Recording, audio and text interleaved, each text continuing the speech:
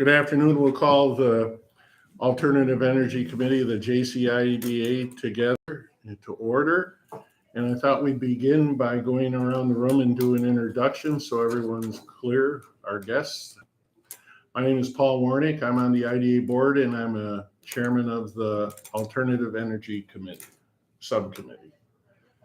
Bill Johnson, I'm a member of the board and also a member of the Alternate Energy Committee. Chris, if you want to go. I'm also on the board and a member of the Energy Committee. Peggy Sampson, staff member. Lyle Eaton, CFO. Dave Zembeck, bespoken jury. Dan Marsh. Okay. So I guess we're here to have a presentation from Borrego about proposed and projects that may also be coming down the road from the proposed project in Rutland. And I guess we'll turn it over to Borrego. Marshall, could I ask you to allow me to share my Yes. screen? Yep.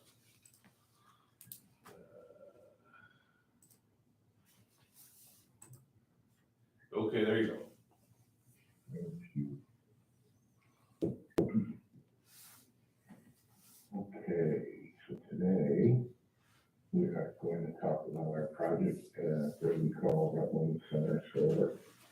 We've been developing the project for several months now. I have been with the company for a little over a year, and my colleague Leah Grossman, who unfortunately couldn't be here today, she's traveling in currently from Chicago. She has been working diligently on the property acquisition side of things. So with that, I'd like to dive into a little bit about what you're going to hear today about us as a company, and more, of course, about the project and where we're at with the permitting, some of the benefits, and talk some more about some miscellaneous topics. So we've been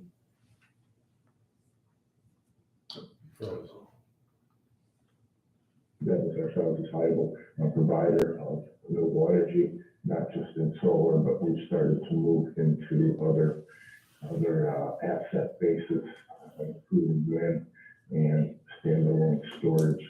To date, we've built more than 1 gigawatt of solar and nearly 200 megawatt hours of energy storage across the U.S. We started in residential solar many years ago and have built from that foundation onto other markets, including large scale, which we're talking about for our project today. Here's a depiction of where we've had success working in New York to date. This is largely on a community solar scale level in the 5 megawatt range.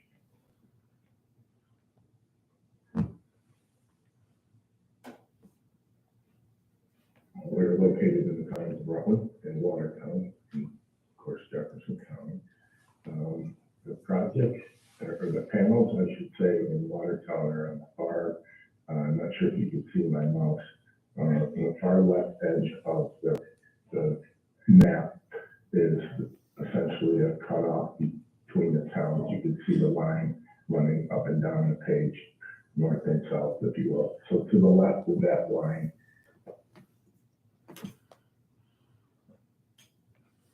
houses there, only 2 of which will have panels. The other 2 have what we call collector lines connecting the two project sites together. So in total, it would be a 110 megawatt project. You may be familiar with another project that's made its way here recently called Greens Corners, owned by Borrego. Of course, that's a different project on the other side of town.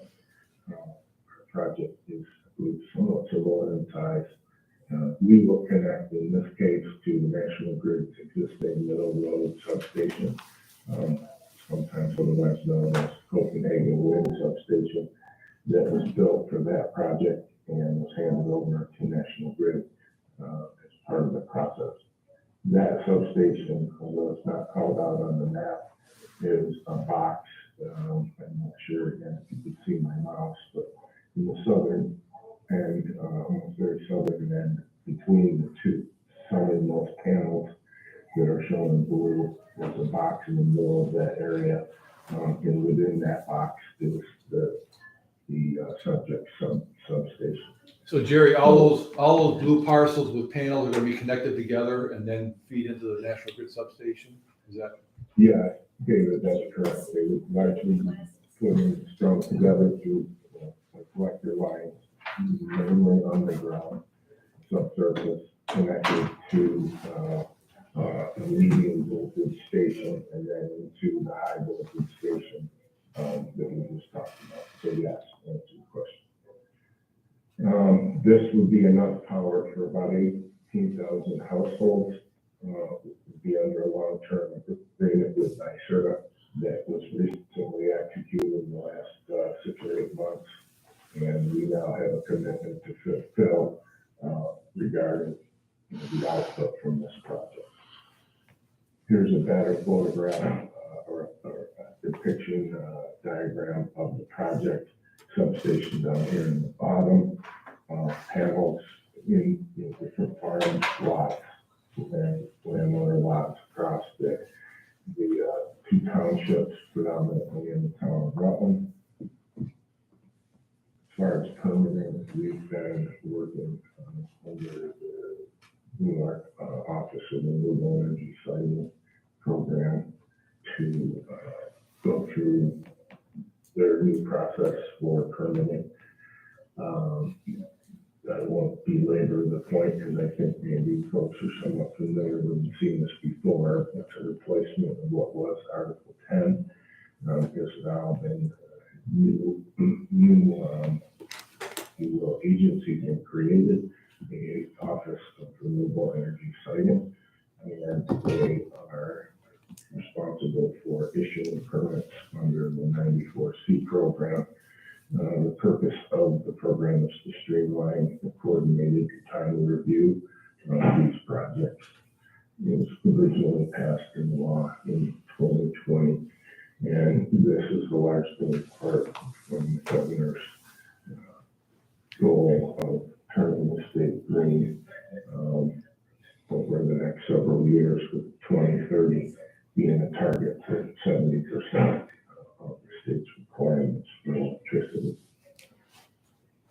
And this is just a general flow diagram of the OS process. There's a point at which the application is filed, at which the application is deemed complete, and then there's the number of follow-up hearings that are required, comment period, recommended further for hearing, and then a final determination roughly a year after it's been completed. The pre-application process, we've been in the midst of that for the last several months. We most recently met with both townships to talk about local laws and what they have in place that we hope to be able to meet or otherwise might need variances for. So the list, or rather what we would be doing during pre-application, we estimate our application could be submitted in the fourth quarter of this year, potentially in the November timeframe. We're going to talk about here in a little bit some of what we've been doing in regard to the permitting and the studies. We estimate construction to take 11 to 14 months, roughly in the 2024 timeline, and move into commissioning and operation a year following 2025. Construction will occur Monday through Saturday at say normal working hours, and 8 to 8 on Sundays as allowed in each of the towns. We've done a transportation study to determine the routing, permissible routing outlet from areas in which, let's say, panels would be brought to, or whether that would be Ogdensburg, perhaps Delaware. It's unclear at this time. there is an opportunity for intervenor funds you might be familiar with, provided largely for review of our materials.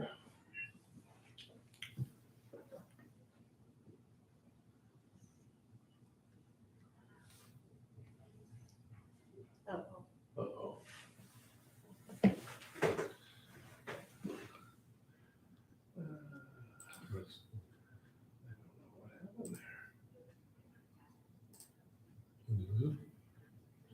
Can you stop recording? I wondered, because he was the host, if he didn't accidentally knock us off. Marshall, can you hear me? I can hear you. Can you hear me now? Yeah, Okay, sorry there. I don't know what happened. no problem. Can you still see my screen? I can. Yep. Let me just start our video again. We got knocked off, but okay, just continue on. No Do you problem. want to show a So screen? there was mentioned opportunity for intervenor funds to allow review of our materials. As far as studies, what we've completed to date, we've done visual simulations that would show what the panels would look like in various angles and various visually sensitive receptors, we call them. So they're points that we have located along the panel areas that I showed earlier. We've been studying. Maybe his connection. It's freezing. I mean, this our internet connection. We're on. Inspection, what we eliminations, a number of the properties, a couple left to do this spring. We've conducted studies of threatened and endangered species, both in the wintertime and in the spring. We've also done wildlife investigations. We're in the process of doing a landings turtle investigation this spring. Our work plans currently under review with the agency. We've done natural resource investigations with the state, and we continue with aquatic ecology. You can see here the list is quite long on what we have coming ahead in the way of further investigation and studies. Just about to engage with getting a drill rig on site to better understand the subsurface conditions. We will, of course, be developing a decommissioning plan that will deal with what happens to this these infrastructure and assets at the time that the project concludes in 20 to 25 years from now. That'll be certainly a component of permitting with each of the towns. A couple of miscellaneous notes. The project will not use pesticides. We feel strongly that our technology is very safe and sound. We will not employ aerial application of herbicides. What we would be doing would be approved application that typically would be used on farms or homes that may be necessary. We will not be including any battery storage as part of the project. And panels, these will be panels that will fluctuate throughout the day. They're not fixed, but rather pivoting. The height, we do never anticipate that they'd be straight up and down. They can be pitched to allow snow to be reflected or deflected rather. But we never would imagine that there'll be a full height, which would be about 16 and a half feet. The fencing that we would propose would be consistent with what you'd see on some of the other projects in now up and running in the area. We want it to be maybe an agricultural type, if you will, as opposed to a chain link type. But as long as we can satisfy the security requirements, we'll be looking to try to propose that. Of course, we're doing studies relating to glare, glare on the property, and working closely with Fortran. We've had some initial consultation with. So I will stop there. That will give you an overview of what we've been up Did you to. send us that? You asked I think we have that. I'll check. Any questions that this committee might have? My first question would be, in the last panel, you referenced bifocal panels. Could you tell us what that is? So that actually allows the sun to be captured on both sides of the panel. What used to be just a single reflection into the panels, we can now capture that much more energy using both panels there on both sides of the frame. So just to clarify, the production is largely based on daylight and not so much based on sunlight, if you will, direct sunlight. It's mostly daylight production. Okay. So when do you anticipate filing a 94C application? So fourth quarter this year, I would predict sometime in November, maybe December. Based on the other projects we have seen, do you anticipate 12 to 18 months for the 94C process to get to complete application determination? Yeah, I'd like to think it would be quicker than that, but, you know, like you said, based on what they've got in the queue now and such, that closer to that reality. Because we have several that have been, well, they started in the old Article 10 process, moved to the 94C process, and right now there's only one that has received a determination of complete application, and another one that we just met with has had an incomplete application determination twice, but their list of deficiencies is much smaller. When you talked to the towns, did you discuss your decommissioning plan? We haven't developed our plan in its entirety as of yet, but we've been talking with them in generalities about what that would look like as far as the financial instrument and the agreement and the restoration. Okay. I'm just trying to think of anything else. Well, our process is we've only had one we don't even have an application yet for a large scale project under the 94C. And I think in our first meeting with a project, we really told them that we prefer not to get an application if you're seeking for IDA assistance until after you have a determination of a complete application. So we know everything, and then we're going to have to wait to see what their permit conditions are after they determine it's complete. Our process for the large ones is if you seek our assistances, they are going to be considered a deviation, which means we have to have buy-in from all the taxing jurisdictions also. Is there just one or two school districts in your project? Two. Two? Carthage and Watertown. Carthage, or is it Copenhagen? No. It'd be I guess it is Copenhagen. I was going to say, well, one of the two. So there's two school districts, two towns in the county, no village parcels.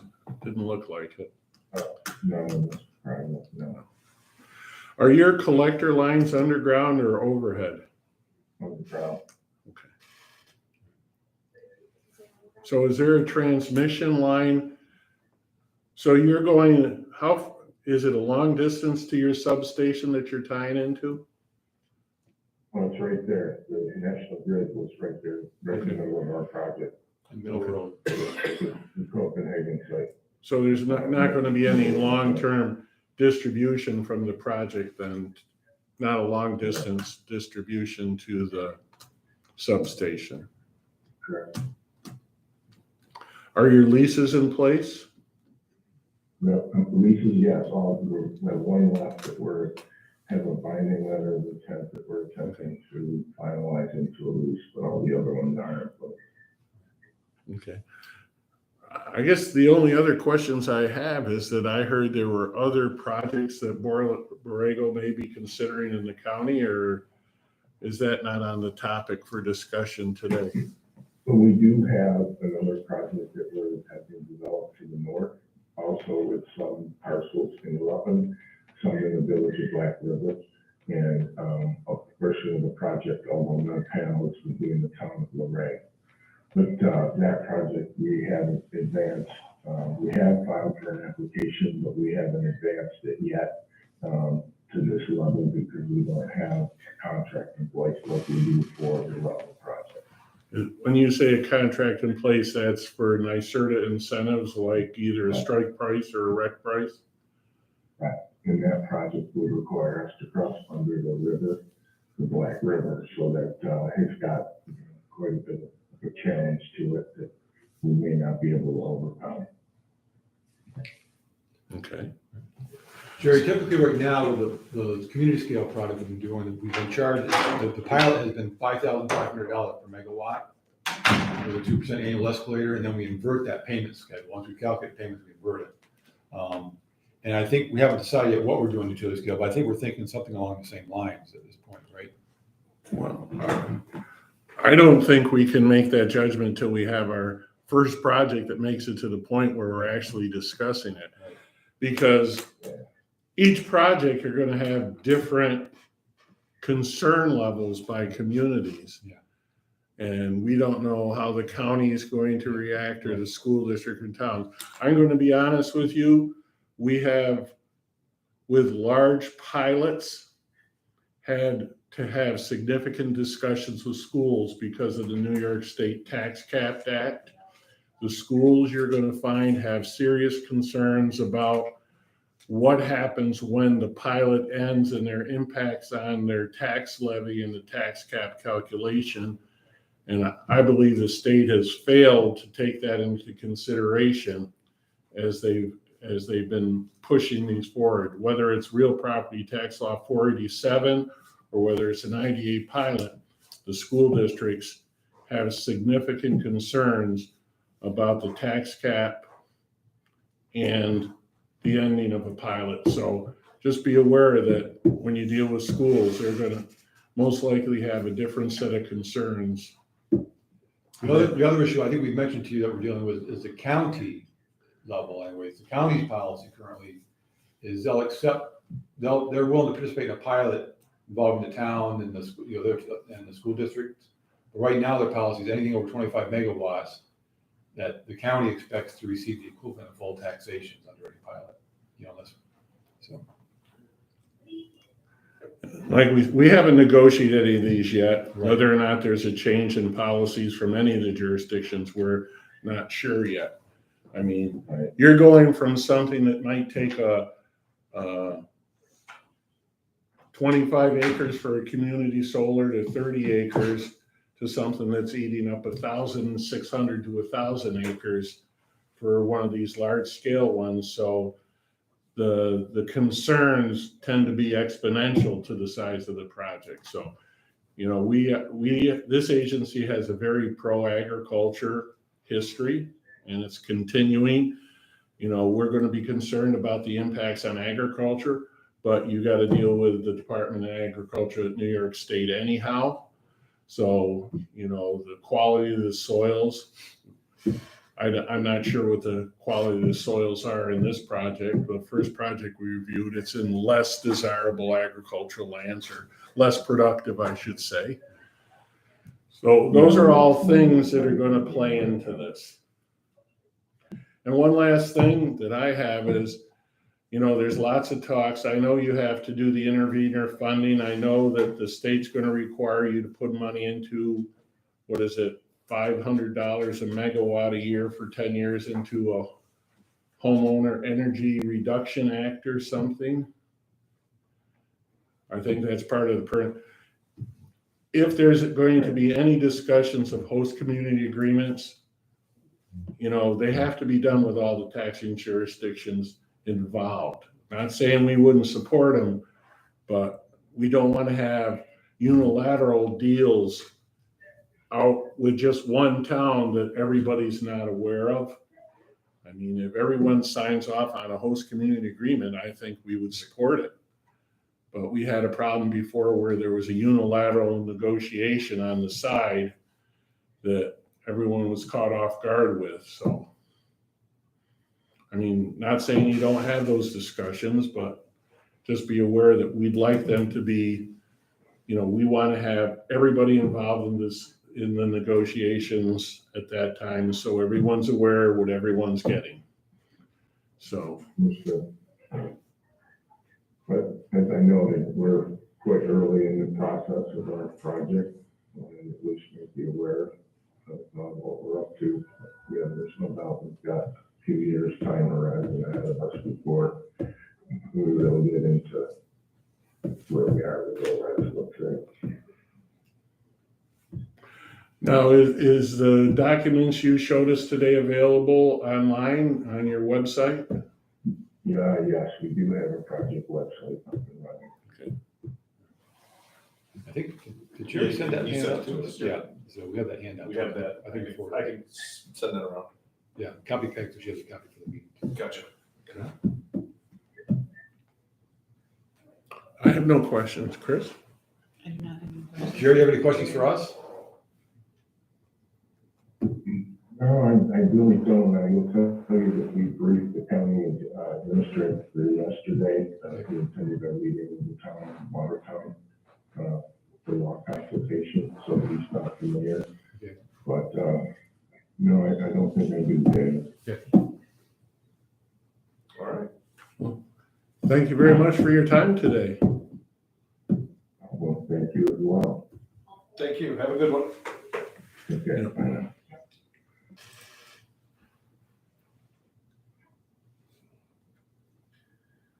Oh, not ended by house. Oh, we had to have- we had to- He, She's part of the meeting? We gotta reconnect, so we're. do we have any questions for Justin? I don't. See if he has any comments. Yeah. We'll get to talk to him tomorrow if we think of something.